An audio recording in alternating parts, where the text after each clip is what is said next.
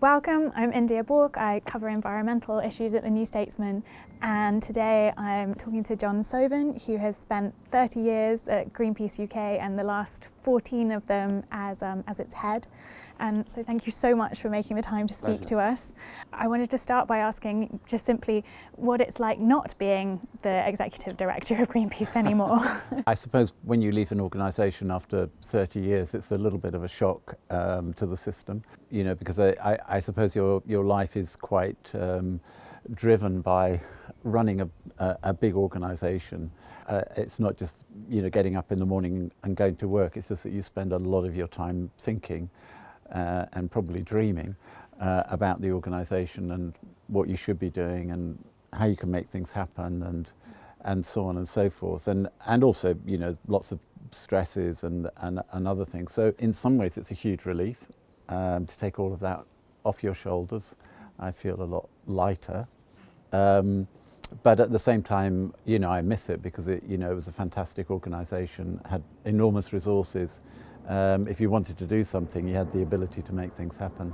Yeah, I can imagine. A lot has happened under your watch, and I've spoken to some of your former colleagues who've regaled me with stories, but I wondered what you would say, looking back, the kind of key moments or issues that really stick in your mind.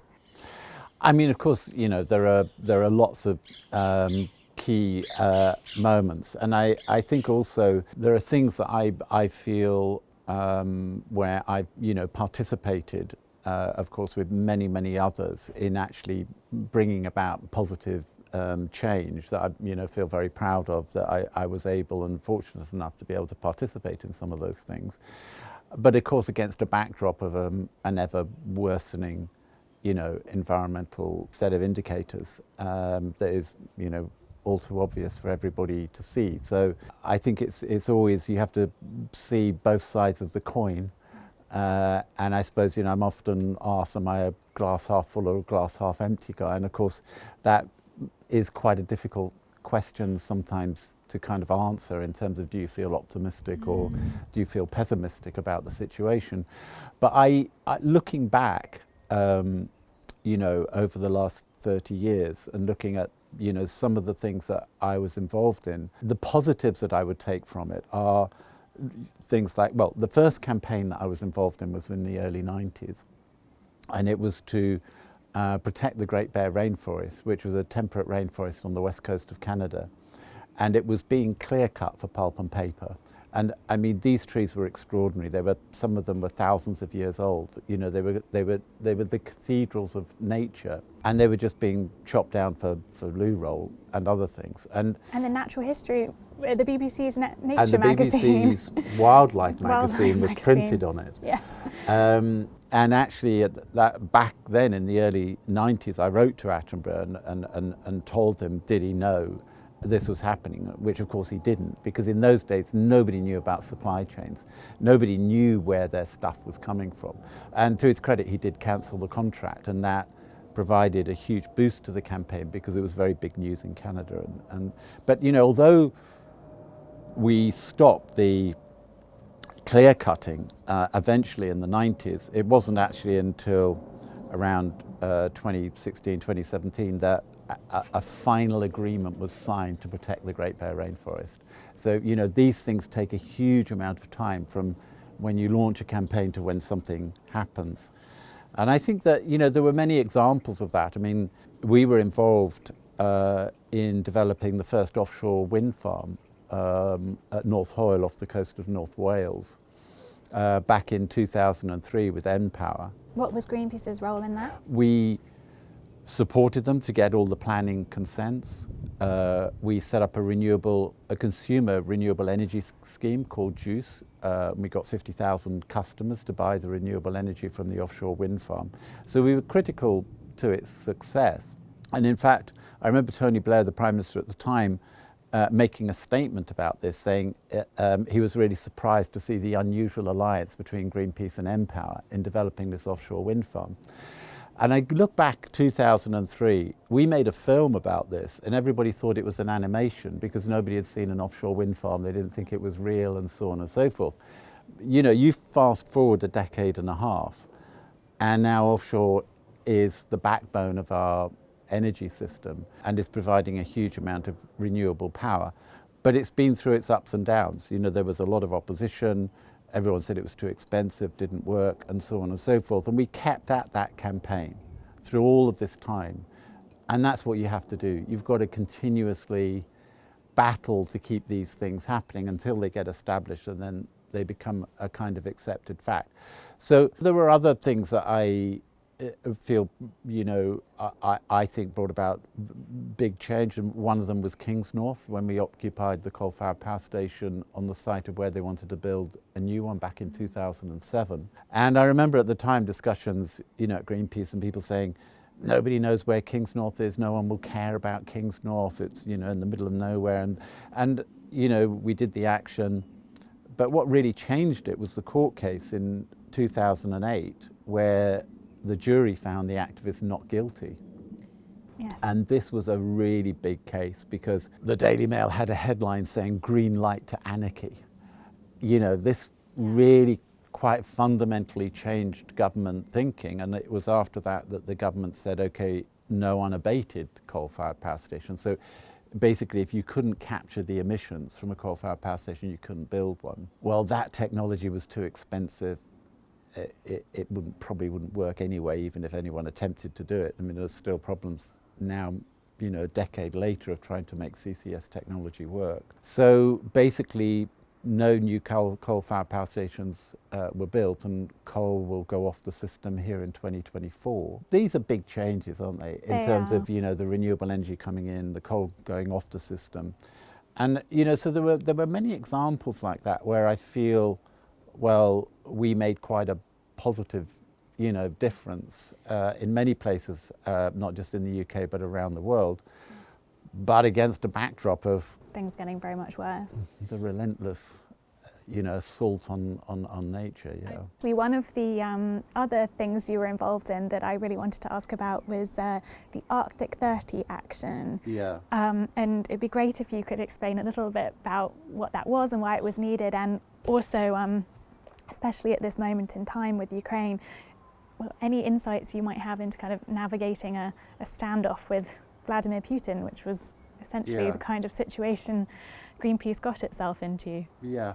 I mean, look, I mean, the Arctic campaign started back in 2010, and basically, you know, the situation was that the Arctic was just, as far as the oil companies were concerned, even governments for that matter, the Arctic was just a wasteland.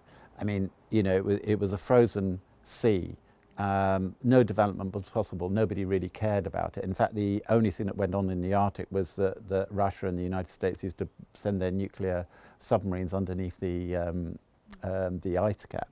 But one of the things about them doing that was they had a lot of data on how thick the ice was, which came to be very useful later for scientists. But back in 2010, as the Arctic was beginning to melt and was beginning to retreat, the oil companies suddenly got interested, thinking, well, there's a lot of fossil fuels under there, we can start exploiting it. And governments, and particularly Russia, Canada, the United States, thinking, this territory is now becoming quite important, and they started putting in territorial claims. And the first Western oil company to go up there was Cairn Energy, which was a little-known Scottish oil company that decided to start exploring for oil up there. And that was the first action that we did, was up in Greenland. And it was basically opening a new front in the Arctic to prevent the expansion of oil and gas companies into new frontiers. And we did it in other places around the world as well, but the Arctic was probably the biggest. Now, a few years later, we also took on Russia, that was also wanting not just to claim territory in the Arctic, but was also wanting to explore for oil in the Arctic.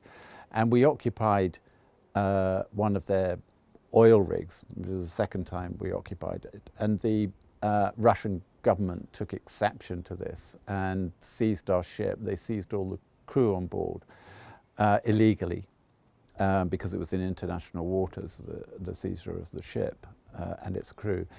And they were imprisoned in Russia, and so there was a huge campaign to get them released. And the thing is about the crew was that they were from all over the world, and some of them were from the West, including from the UK, but some of them were from friendly countries to but Russia. All Greenpeace people, all your people. They were all Greenpeace people, but some of them, it created a bit of a headache for Russia because it was a global crew, and therefore there were a lot of countries involved. Now, of course, the thing about how to deal with a situation like that was that the Foreign Office said, keep quiet, and we'll do this through diplomatic means. Now, we thought keeping quiet and doing this through diplomatic means is not going to work. The only thing that's going to work is if we make more noise than has ever been made before to get them the release. So we ran a massive global campaign, putting huge pressure every way we could on the Russian regime to get them released. And we knew the Sochi Winter Olympics were coming up. You know, this was at the end of the year. Sochi Olympics were at the beginning of the new year, and we knew that Putin had a number of problems on his hand. It wasn't just the Arctic 30. He also had Pussy Riot in prison, and he also had one of the Russian oligarchs called Ovsky was also in prison that was causing him problems. And so we played on the fact that if this went through to the Winter Olympics, this would be a PR disaster for him. And we had planned to run a campaign at the Winter Olympics. In fact, we designed campaign material of using the rings of the Olympics, which were like handcuffs. And so we were quite prepared, if this was going to go on, that we were going to continue with the campaign. But the pressure was quite relentless, and a lot of people came out in support of the campaign, not just celebrities, but also privately. A lot of people who had been foreign secretaries, secretaries of state, ambassadors, other people who knew people in Russia. Sir Paul McCartney wrote to him personally because he'd played in Red Square. Wow. Putin apparently learned English from Beatles lyrics. Wow. And then there were other people. There were some actors that Putin knew personally, been on holiday with even. They also contacted him. So, you know, there was a lot of work done, both publicly and privately, to put pressure on him to get them out, and eventually they were all released. And what was your personal role in making all this happen? I've heard rumours of a meeting in a bar with an FSB officer. Well, I met with Boris Yeltsin, who was, you know, the previous president of Russia before Putin. I met with his chief of staff at the Goring Hotel next to Buckingham Palace. Yeah, he was high up in the intelligence services, very closely connected. I drank far too much vodka with him till the early hours of the morning, just trying to get insight contacts, asking him how he could put pressure inside the system. There were many things went on like that, because you have to remember also there were Russian oligarchs that owned Arsenal and Chelsea Football Club. Putin's bankers were in London.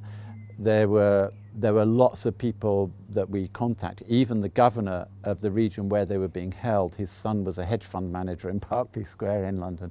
I mean, we just mapped where everybody was. We just went and knocked on a lot of doors. You see a similar thing happening now with the invasion of the Ukraine, where, you know, there are some oligarchs like Abramovich and so on are also playing a similar kind of diplomatic role, trying to get Putin to see some sense. I mean, look, it's a whole different situation, you know, with regard to the invasion of Ukraine, because, you know, Putin sees himself as a modern Tsar. He wants to recreate the Russian Empire. So I think this is a much more complex and difficult situation, you know, by a million times. Greenpeace was obviously founded as an anti-nuclear nuclear weapon organisation, and gets a lot of, and nuclear energy, and gets a lot of criticism for both. And on nuclear energy, I was wondering how you respond to people who say it's a necessary low carbon energy source. And then on nuclear weapons, what's your thinking on this now when there's such an aggressive nuclear power in Eastern Europe? Look, I think, first of all, on the issue of nuclear power, I mean, look, I always say to people, choose your poison. You know, there is no free lunch out there. You know, there are three ways in which you can solve the problem of climate change when it comes to energy. One is renewable energy, and renewable energy is a, you know, vast range of things, you know, solar, wind, tidal, hydro, geothermal, you know, a massive array of different renewable energy systems.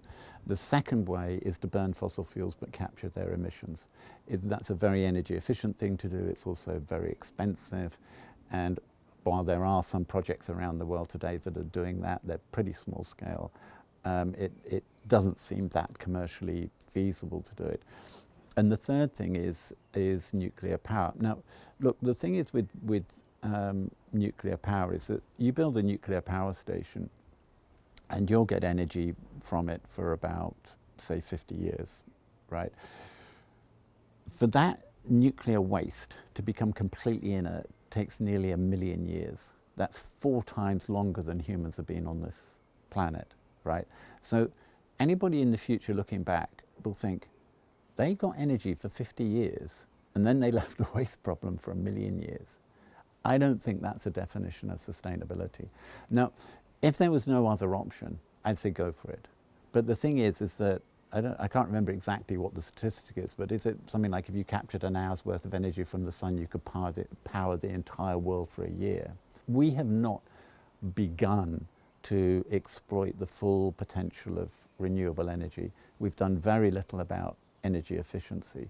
You know, I think that the thing is that we have the, you know, really we do have the ability and the intelligence to design a system that could be powered 100% by renewables. And I think that's where our effort should really go into doing that. And I mean make the system smart. I mean that means you can turn things on and off, you can turn things on at the most appropriate time, and you can draw power back from things, you know, like car batteries into the house or reverse it back into car batteries. At peak times you can do things like turn a fridge off or turn it back on. You know, this is how you would design an energy system of the future that was very efficient, but also was very green. So I kind of think last resort. You know, if there's a hierarchy, I would put that at the bottom of the hierarchy, not at the top of the hierarchy. I think when it comes to nuclear weapons, look, I mean, in a way that is connected to nuclear power, is that, you know, the problems that you've got, say, with Iran at the moment, or even with North Korea, are exactly because it's connected to proliferation. You know, if you have nuclear power, you then have the means to convert the nuclear material into nuclear weapons, so you do have a proliferation problem. But I also think, look, I'm not saying that, you know, Russia, China and the United States are going to give up their nuclear weapons. They're not. But why has the UK and France got nuclear weapons? You know, Germany doesn't have nuclear weapons. You know, there are lots of major economies around the world that don't have nuclear weapons. And there are lots of major economies around the world that have got rid of their nuclear weapons or have signed the Nuclear Non-Proliferation Treaty and decided not to pursue nuclear weapons. So my feeling about this is, if we can have nuclear weapons, then anyone can have nuclear weapons. Why being the UK? Well, why are we the exception? We being the UK. You know, if it's okay for the UK to have nuclear weapons, why not Saudi Arabia? Why not Iran? Why not South Africa? Why not Brazil? Why not European countries? Well, you know, this is the problem, isn't it? Either everyone has them or no one has them. Now, no one having them, I agree, is a difficult thing, and it's going to take time. But I really do think that we should start that process of getting nuclear weapons. And look, there is, you know, people talk about it in terms of being a deterrence, but my concern is mistakes will be made. And when you're looking at the high stakes you're now playing with Russia, the more people and the more countries that have nuclear weapons, the more likely there is that mistakes are going to happen. And from Russia to the other side of the globe to Brazil, I was wondering on what your view of the situation there is right now, where we have Bolsonaro is in power but facing an election later in the year, and how that might affect the kind of supply chain campaigning that you mentioned earlier and that you really pioneered under your time at Greenpeace. I mean, they call Bolsonaro the Trump of the tropics, and I think, you know, that was, well, like Trump coming to power in the United States, it was, you know, Bolsonaro coming to power in Brazil was a massive step backwards, because, you know, if you're going back to, say, 2004, 2005, the rate of deforestation in the Amazon was off the Richter scale. I mean, it was just a Wild West frontier, and it was being cleared at an unbelievable rate, mainly for like cattle ranching, for soya, but also, you know, for animal feed, but also for timber. And I think that, you know, one of the things that had happened, and one of the things that Greenpeace had actually achieved, was getting a soya moratorium in 2006. So ending deforestation for one of the main drivers was a really critical success. Later, similarly for cattle. And this was really driving deforestation rates down. I mean, it never got to zero, but they were being dramatically reduced. When Bolsonaro came to power, this went exactly into reverse. It started going up again.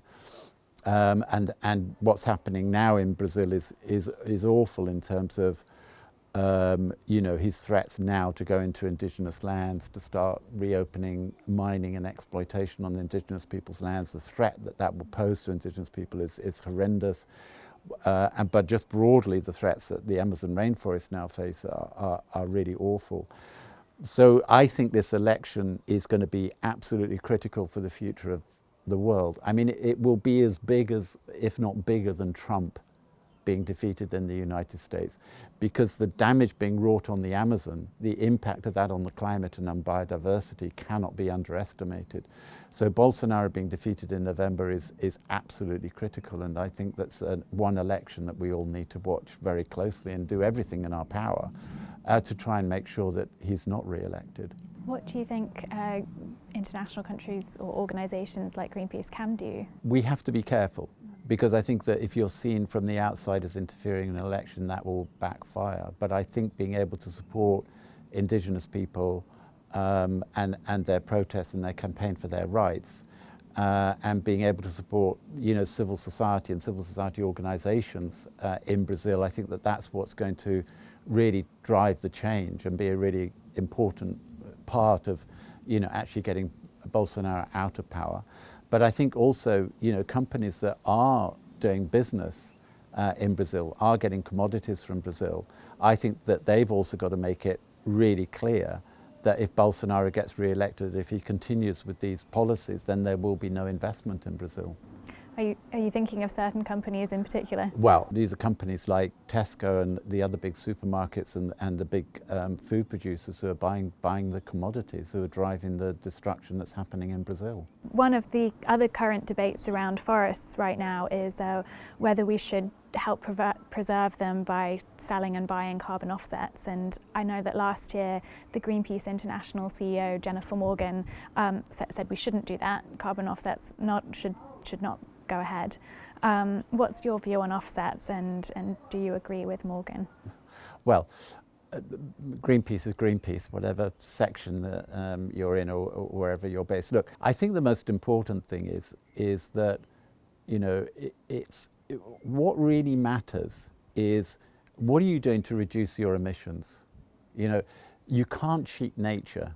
You can fool yourself, but you can't fool nature. And I think that what nature will respond to is the fact that you're reducing your emissions.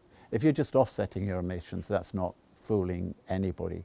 And I think also, you know, I'm not saying all offsets are bad, but I think that the thing about offsets is that they should be the icing on the cake.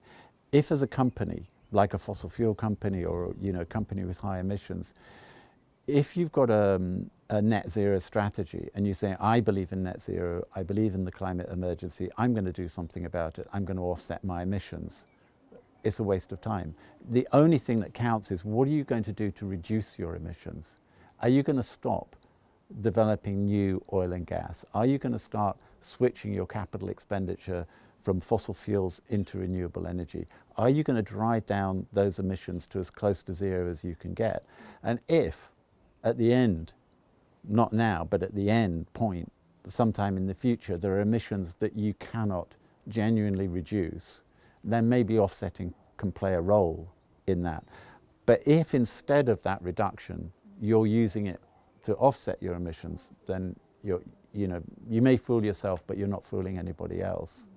And I think a lot of what's happening now is just greenwashing, frankly. China is the world's biggest emitter, and I was wondering if whether the fact that Greenpeace has an office in China actually restricts what the organisation is able to say and do in relation to kind of criticising the Chinese government on environment, and if maybe now you've left, if you feel more free to speak your mind. Look, I've always spoken my mind when it comes to China. I mean, look, the problem with China, it is both the worst and the best at everything. So it's the worst when it comes to coal, burning coal. It's the worst when it comes to building new coal-fired power stations. It's also the best when it comes to wind, the best when it comes to solar, the best when it comes to EV, the best when it comes to battery storage, and so on and so forth. So it is this massive beast that astrides the economy of the world, and yes, about 55 to 60% of its power comes from coal. If you look at the UK, for example, about 2% comes from coal, and it's soon to go off the system.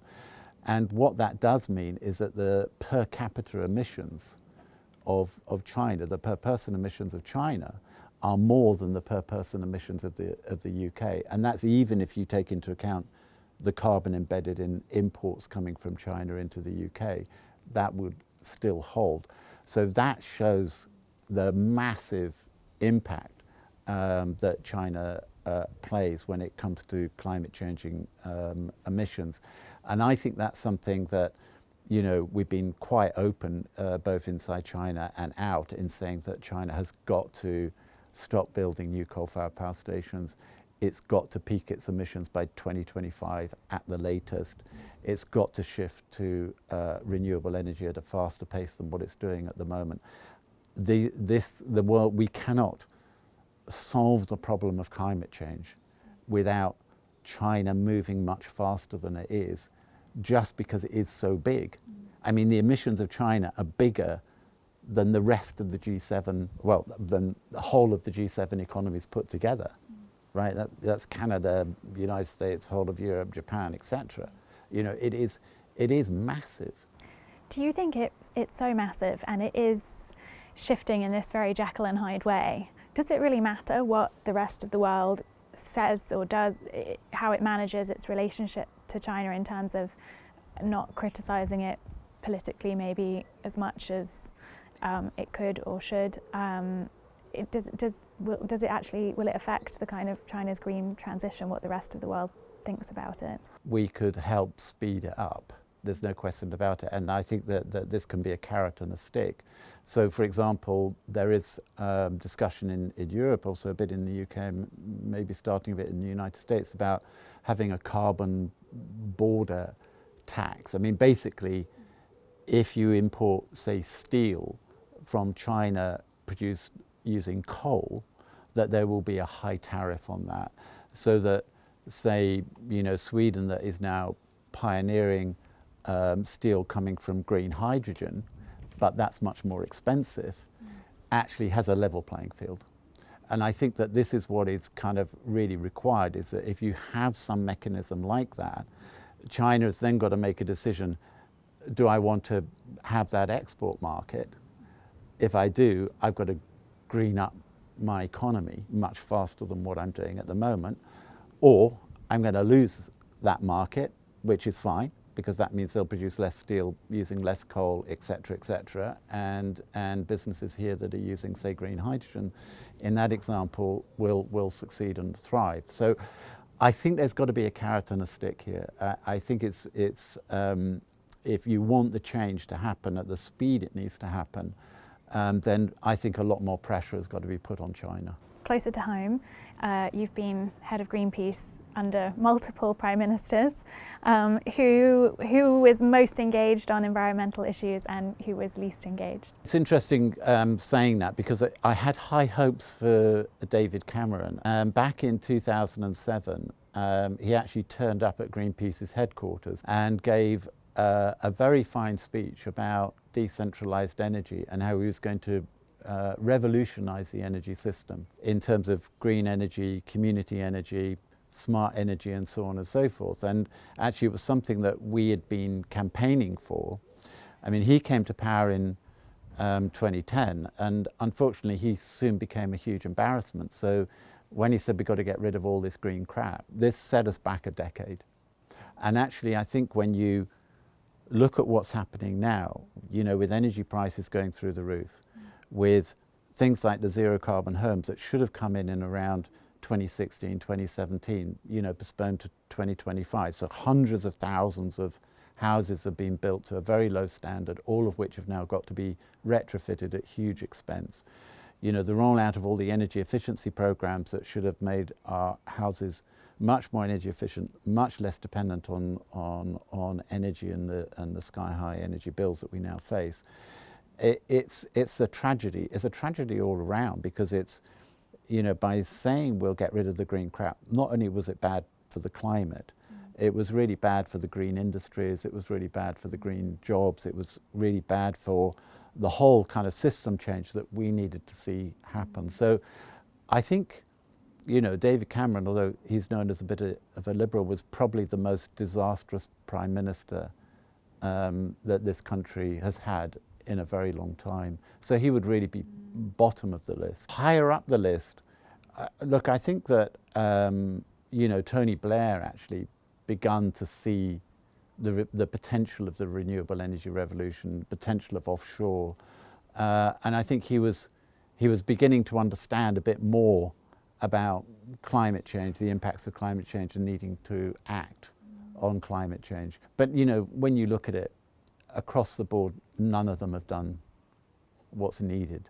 No, and I wonder, hearing you say that there's that split within Cameron's own time in office, do you feel that's a kind of tension and division that we're seeing playing out within today's Conservative leadership as well? Oh yeah, I mean, you know, but I think that what you do see is that there is and has been for a while actually, a consensus on climate change. So I mean, there are some loony fringes on the edge of the Tory party that you know, attack the whole net zero agenda, attack the cost of it, try to undermine it, and so on and so forth. Is that there is a broad consensus, I think globally. I mean, when you look at all the climate summits, all the agreements and everything else, there are very few people today who deny the fact that climate change exists, that it poses as an existential threat to us on this planet, and that we need to do something urgently about it. I think that now is a relatively established fact. I think that the problem more, we're still in a situation where governments will not act with the urgency that's required. I've been thinking long and hard about this, about what is going on here, because when you look at the financial crisis back in 2008, governments around the world, and particularly the rich world, just threw trillions at it, right? Just like that. Yeah. Nothing stopped them. You look at COVID, the most unbelievable, unprecedented restrictions on people's personal freedom. You know, checkbooks were open, money was thrown at it. You even look at Russia's invasion of Ukraine. Wow, Europe talking about getting off, you know, Russian gas even, but certainly getting off oil and coal in the short term. And you know, this is unprecedented. You know, if you said to them, will you get off oil, coal and gas because of climate change? Well, maybe sometime in the 2030s, couple of decades, you know, what do you think that's different with the climate situation? Because I think what it is, we're all very short term. You know, we think that we react to things. You know, an emergency comes along, you know, financial crisis, COVID, war, whatever, we react to it. we're really bad at reacting to things that are slow, ongoing, unraveling, even if the consequences are far worse. We're really bad at being able to deal with that longer term consequence. Like, we only seem to be able to deal what's hitting us in the here and now. And climate change, unfortunately, is not that. Do you see anyone within British politics at the minute taking that on to the extent that's needed, either within Labour or the Tories? No, I mean, and I think that's because, you know, partly it's because we have this real problem of being able to think slightly longer term, slightly more strategic. Look, it doesn't just apply to climate change. There are other issues like the NHS or social care or other things that have kept on being postponed in terms of how to deal with it. But I think that we suffer from that. And I think also government itself also suffers from a huge problem of how governments make longer term strategic decisions, how you have, you know, a lot of government is quite siloed in its thinking. It's not very joined up. It's not very cross-departmental. It's not very collaborative. And I think it lacks a lot of the skills and ability to be able to operate in a way that is required in today's world with these threats that we face. It needs a whole very different way of thinking and a very different type of government to make this work. Obviously, especially with the cost of living crisis, which is soaring, how can governments or businesses introduce green reform without passing the cost on to consumers? What do you see as the best ways to get around that? Well, I'm not sure that money is the problem, because we're talking here about investment. Okay. So we're talking about you know, an investment for the future and a return on that investment. So when you actually look at government spending, I mean, governments spend about, well, the UK government is spending about £1 trillion a year. When you look at the government's percentage responsibility in terms of GDP, it's about half our GDP comes from government or related expenditure. So it is a huge player. And, you know, as I said, they found trillions for the financial crisis, they found trillions for the COVID crisis. They're finding untold sums of money to back Ukraine. They were saying on, it was George Eustace on Radio 4 this morning, and others I have heard, you know, warn about the risk of spiralling inflation. Seems to be the concern that they're putting out at the moment in terms of excusing not spending more on lots of things, but also green issues. They've always got excuses. I mean, you could say that about any of these issues. Oh, it will create inflation, but I think that the thing is, as I said, this is more about an investment. You know, if you say take an oil company, the capital expenditure, say, of a company like BP was like 95+% on new oil and gas, and a couple of percent on renewable energy. Right? What we're saying is that when it comes to capital expenditure or investment, or even investment by a government or state institutions, right, is that we're saying, right, you're spending very large sums of money, but where you're spending that money should be on green energy rather than fossil fuel energy. We're also saying, in terms of when it comes to, say, regulations, we're saying if you're going to build a new house, you should have a regulation to make it energy efficient, or you should have a regulation to put solar panels on the roof of the house. You know, we're talking about here about government regulation. We're talking about creating an investment climate that favours green investment rather than investment that's going to destroy the planet. And I think that this is, you know, if you look at anything, say you take the destruction of the Amazon, a lot of this is being done for an industrial food system, like for soya as animal feed. That industrial food system is making the UK one of the most obese countries in Europe. It's leading to a huge health problem, a crisis in the NHS. You know, it's up to the government to create the regulation. It's not to do with the cost of living or inflation. It's actually the government creating a system in which people can have a healthy diet and actually improve their health and their quality of life. And this is what the role of government should be, is actually to solve these big problems. And for the government to say, oh, we can't do that because of inflation, I think that's just absolute nonsense. I mean, it's just like saying, well, we'll give up then, resign, put somebody in government or create a government that actually wants to solve these problems, rather than just, say, oh, we can't do it because of inflation, which is pathetic. Greenpeace is, as you say, prides itself on pushing for the solutions, but either in the political space or the corporate space, who I know you've kind of done battle with a lot of people during your time at the head of Greenpeace. Who would you say has been your greatest or most thorny opponent? It's always a question of degree, isn't it? Because there are very few companies out there, say, that are wholly good or wholly bad. Even the bad companies are probably doing something good somewhere. They're probably putting a solar panel somewhere or driving an EV car somewhere. But I think that when you look at, say, a company that has come through a bit of a transformation, maybe a bit bigger than others, is probably BP. In the sense that, back in 2019, BP was trying to get me sent to jail for breaking an injunction when we opposed drilling for new oil and gas in the North Sea, and we had a very big fight and conflict with them. But when you looked at the new energy strategy that they came out with, they actually agreed to cut their oil and gas production by 40% by 2030.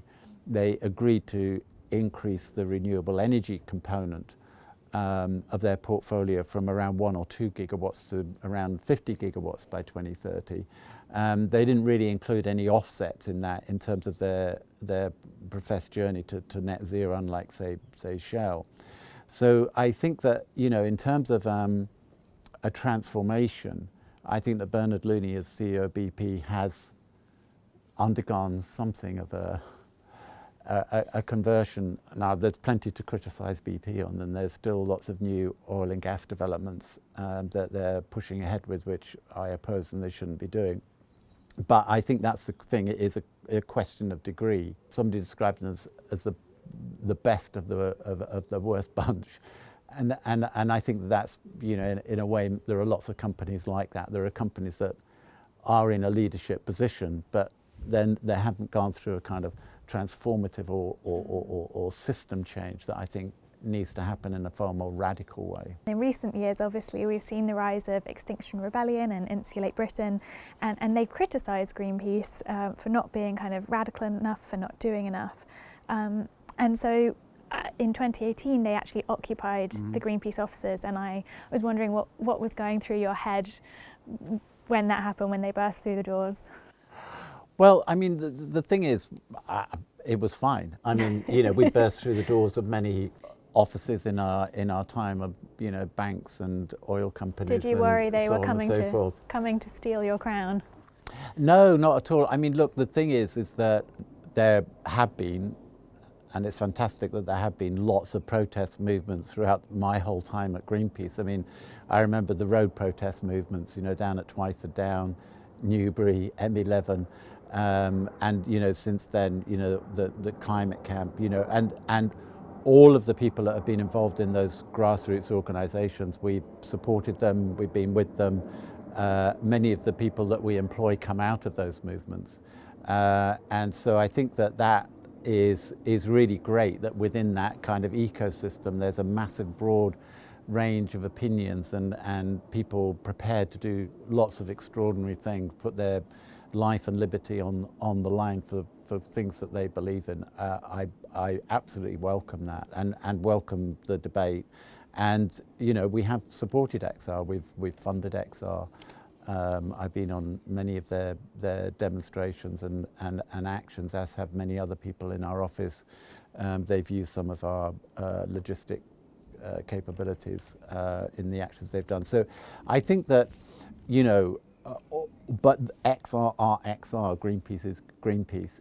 Other RSPB or WWF or whatever are who they are. And I think that they would criticise us the same as we might criticise other people who aren't as radical as us. It's like I don't know, piece of string.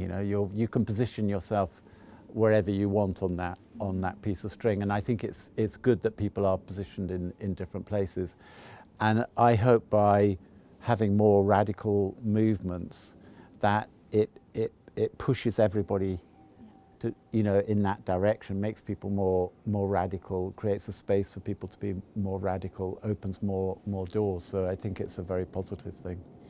Do you think that there is more Greenpeace should have done or could do to build a kind of grassroots movements, the kind of mass participation or mass activism that XR would like to see? And relatedly, does Greenpeace have a special role in that because it has so much more trust and established kind of reputation than this newer movements? Look, I think with all organisations, we need to be careful about the movement, because we're all, relatively speaking, quite small. I mean, XR, a few thousand activists, right? They talk about needing 3% of the population, but they don't have 3%, and I don't believe that 3% theory anyway. I think they need 51%. So I think that when it comes to it, actually, we need to reach far more people, far broader, and we have to think about how to do that. Now, some people will be quite happy with direct action and the disruption that causes, and I think it does get people to talk about the issue and for debates to happen about the issue, which I think is really critical and really important. But does that create a mass movement? It doesn't create the 3%, and it certainly doesn't create the 51%. I think that the other thing that we also have to be mindful of is the fact that we are running out of time. This requires urgent action now, right? That means governments have got to act because they've got the power and the ability to act. So the pressure that we can put on government to act is really critical. And I think also the pressure we can put on corporations, and particularly exposing corporations that want to, slow down action or want to greenwash the fact that they pretend they are doing action when they're not, I think is also really important. So we have really got to think about how can we, speak truth to power, how can we actually put pressure on those in power to change in a radical way and do what needs to happen, and how can we hold them account to make sure that they do that.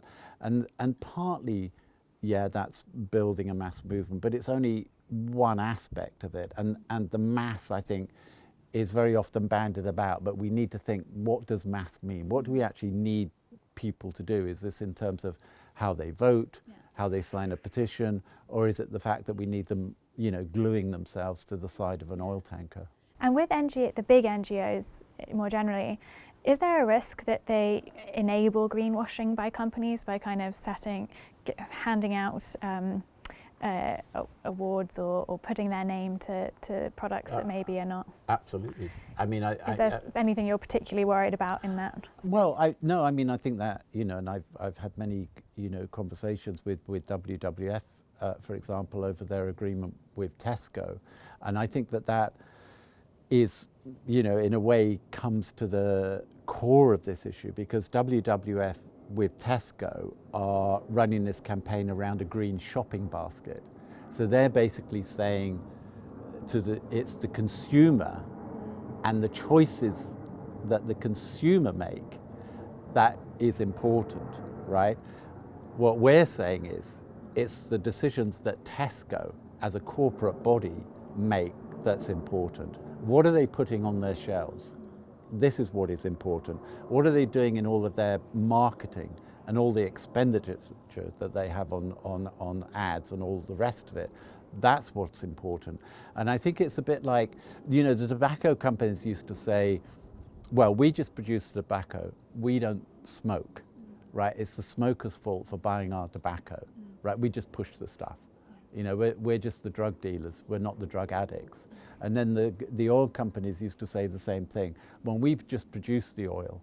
It's the people who drive around in cars that put oil in their tanks. They're the problem, not us. We're just the oil dealers, right? And the same thing, now the supermarkets say, oh, well, we're just giving the consumers what they want. Well, no. You're actually making the product, marketing and selling the products, and so on and so forth. So I think you've got to be really careful. If you start blaming the consumer and saying it's the consumer's fault, we've lost this. Actually, the only thing that you can do is put the responsibility onto those in power. both at the corporate level and at the government level. That's where the change has got to happen, because you're talking here about big systems change. You're talking here about doing it in a very short time frame, right? The individual can't do that. The individual can put the pressure, but they don't have the power to do that. And that's where the NGOs come in, or should come in. That's where the NGOs should be exposing the greenwash and should be putting the blame firmly where the blame needs to go, and putting the pressure where the pressure needs to go, and that is not on the consumer. In terms of the more radical end of activism that is part of and your experience at Greenpeace, we mentioned the King's North action, occupation, I'm not sure how you describe it earlier. Do we need to see more power station shutdowns? What should be the kind of King's North of today? I think direct action is absolutely critical. It plays a really important role in bringing about the change. By doing it, you begin to start the ripples of change. You know, it makes a wave and it reverberates around the world. So you've always got to start somewhere. Today, if I was doing big direct actions, I would say tackle the industrial meat industry. Ah, okay. You know, I would look at what is the new coal today, and I would say the industrial meat industry was the new coal today. Not gas is the new coal. You could take a number of things. You know, you could take gas, you could take oil, and those are equally important. But actually, when I look at what is driving has such a big multiplier effect in terms of driving the destruction of the rainforest, driving the destruction of biodiversity, driving the destruction of people's health. You know, in itself, the industrial food system is about a third of our emissions when it comes to climate change. It's such a big issue, and it has so many points along it that which are a win-win. Yeah. Both problematic and a win-win. Yeah. I just feel, that's one really important area. I have think. to ask, did you eat meat? Do you still eat meat? I did eat meat, yeah. I mean, and I think that I am not anti-meat. Like, I don't have any problem with people who eat venison, for example, because there are too many deer in this country. They do huge amounts of damage. They're, you know, eating all the saplings and things that we actually need to grow and store the carbon and so on and so forth. So I think done in the right way, or part of a holistic farming system, a rotational farming system, I think it can be really important in terms of, you know, the health of the soil and so on and so forth. But that's not, you know, the industrial food system is something completely different. I mean, this is factory farming. It's on a whole different scale, a whole different level of destruction. That's what I'm talking about in terms of that's the new coal today. That personal experience of sending people out on these actions at King's North, and also the activists who climb the Shard, what's it like, just the kind of personal responsibility that you take on? What goes through your head when you sign off on those things? Well, the women who climbed the Shard was probably the most stressful day of my life. It was just remind us just why they were doing that. Well, it was a protest against oil drilling in the Arctic, and it was done next to, you know, the Shard. It was done in the shadow of the Shell's HQ, and it was really to raise awareness about Shell and their plans to drill in the Arctic, and part of our campaign to stop the drilling. And that was, an enormously scary day. But I think one of the things which, when I sign off one of these actions, and I always take personal responsibility for them. So if anything did happen, or if anything went wrong, you know, I could face manslaughter charges, for example. If somebody died, I could face a very long stretch in prison as a result of that. So I don't take any of these things lightly, but I think the most important thing when you do these things is both the skill of the people that's doing it, and the health and safety, you know, is absolutely paramount. So for example, when those women climbed the Shard, we actually built a model section of the Shard, and I can't remember how many, it was 100 or something of these. So they would climb up and down this thing 100 times, an exact replica section, until they could do it a blindfold. So it's like anything, you know, I don't wake up in the morning and think today I'm going to climb Everest. You know, you climb first of all maybe Ben Nevis and you eventually go to Everest, but you do that because you're building up your skills, your stamina, and so on and so forth. So when you climb Everest, you think, okay, I can do it. I've got the skills. I mean, you know, bad weather might come in or whatever else it is, but basically, I feel confident I can do it because I've trained to do it. But it was still the most stressful day of your life. Yes, because they just look so vulnerable, and it was very, very strenuous. And it started at 5 in the morning and didn't end until about 7 at night. It was just, yeah, kind of one of those things where, however skilled they are, however well trained they are, however much confidence you have in them, there's still that point with your heart beating and you're just praying for it to be over.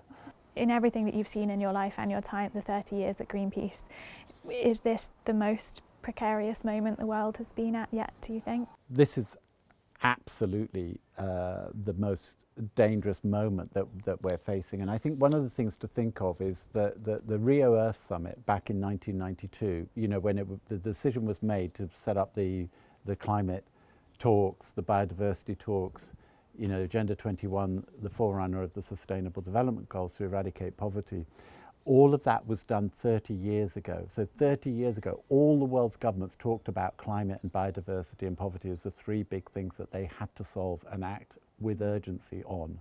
Now, in those 30 years, more climate change emissions have been pumped into the atmosphere than the entire preceding sweep of human history. So since they decided to act, that's what's happened. And that's why we're facing such a catastrophic situation now. Now, people said that the Glasgow Climate Summit was a great success. You know, people agreed, you know, made all of these pledges that would keep, you know, the rise in average temperatures below the threshold of 2 degrees, aiming for 1.5 degrees. But when you look at the actual policies, not the pledges, but the policies, of course, this is taking us way above 2. Some people say 2.4, some people say 2.8. The thing is, what do you need to do to solve this problem, right? One is you need renewable energy. The other is you need a more plant-based diet. You know, those are the two things that is, at its core are destroying this planet, right? Now, both of which are completely feasible. The plant-based diet or a more plant-based diet is completely feasible.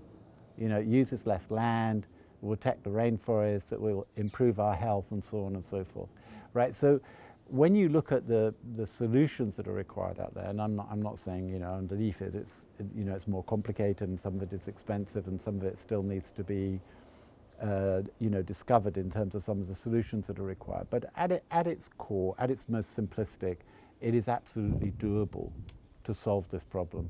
Is it doable within all those meetings you've had with difficult CEOs and difficult politicians?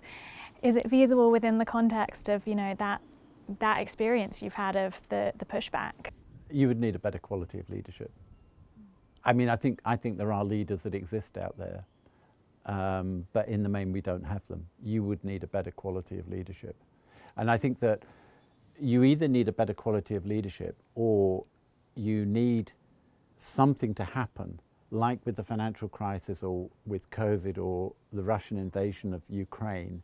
You need something to happen that is going to drive this change to happen very quickly, that isn't normally the way politicians or governments or corporations act, but as a result of something happening, they may speed up that change. Now, the Russian invasion of Ukraine is one example, actually, of people discussing getting off fossil fuels in order to not hand over, you know, £1 billion a day to Putin. Now, some of that will go into fossil fuels from other sources, but some of it will go into renewable energy or energy efficiency. It may be that this change in terms of our response to climate change comes as a result of a national security threat rather than a climate change threat, because, you know, as we discussed before, one of them is short-term and is a short-term response, and governments are good at that.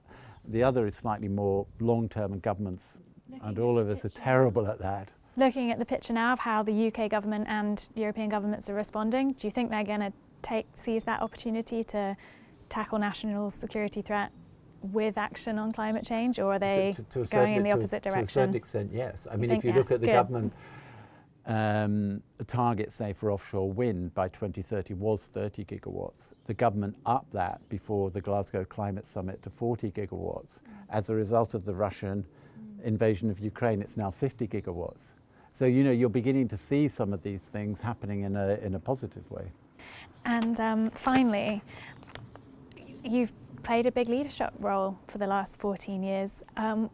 What was it in your origin story, your personal life, that you think set you on this track, down the environmental track, and to the kind of leadership position that you've had for the last decade or so? I've been involved in many campaigns around human rights. I've been involved in campaigns around peace. I've been involved in lots of campaigns supporting people globally and locally. I think that one of the things about, say, running an organisation like Greenpeace is that you've got to have an appetite for risk. You know, you've got to be able to take risks, not just in terms of with your own personal liberty, but also organisationally. You've got to take those risks. And I suppose I've always been a bit of a troublemaker. And I suppose that's always a good quality to have. What are you thinking of way back? When did you first realise you like taking risks? Well, you know, I don't know how much I should reveal, but I certainly started driving cars when I was 14, for example. I mean, there were things that I did that I shouldn't really have done, but I suppose it did display an appetite for taking risks, which I think, yeah, later in life became kind of quite useful in terms of how to get that right, how to calibrate it. And if you were starting again now from this point in time, if you were that 14-year-old risk-taking car driver, what might you see or do differently, or what would you tell your kind of future self? Probably to take more risks. I mean, I think that the thing is that we face such a crisis now that I think that there is, you know, too many round tables. You know, there is too much talking. I think that actually we don't have time for that anymore. Actually, I think now is the time really where you really do need some leadership. You really do need speaking truth to power. I mean, my real icon in this is Greta. I mean, as a 15-year-old schoolgirl, she sat outside that parliament in Sweden. She was ignored, she was laughed at, but she had the courage and the perseverance to keep going and spark Fridays for the Future, and then went around telling world leaders exactly what she thought of them in terms of they weren't doing the job they should be doing, whereas everybody else would be shaking their hands and saying, oh, look who I met, and putting it on their Instagram page and all the rest of it. She told them exactly what she thought, and I thought that showed tremendous courage, and it had a huge impact, and it really mobilised the youth globally. Thank you, John. Could talk to you for hours, but that was absolutely wonderful, and good luck in the next stage.